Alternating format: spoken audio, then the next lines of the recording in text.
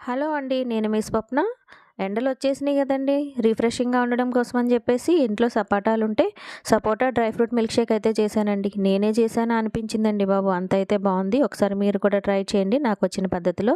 1 cup సపోటా పల్ప్‌ని mixie జార్‌లో వేసుకోండి. 3 spoons butter scotch ice cream వేసుకోండి. ఒక పాల ప్యాకెట్‌ని డీప్ ఫ్రిడ్జ్‌లో పెట్టుకొని దాన్నంతటిని వేసేసుకొని రుచికి సరిపడా పంచదారని వేసుకొని మెత్తగా గ్రైండ్ చేసుకున్న తర్వాత 2 గ్లాసుల చాక్లేట్ సిరప్‌ని అప్లై చేసుకొని సగం వరకు మిల్క్ షేక్‌ని ఏసుకోండి. కొంచెం అంత కిస్మిస్, డ్రై ఫ్రూట్ క్రష్, అదేవిధంగా టూటీ ఫ్రూటీ, మళ్ళా కొంచెం సపోటా పల్పు, తర్వాత మిల్క్ షేకు, మళ్ళీ కిస్మిస్, డ్రై ఫ్రూట్సు, ఐస్ క్రీము దీనంతటిని వేసుకొని 3 రకాల ఐస్ క్రీమ్స్ వేసుకున్నానండి. Vanilla, butter scotch, chocolate. తర్వాత మళ్ళీ సపోటా పల్పు వేసుకున్నాను.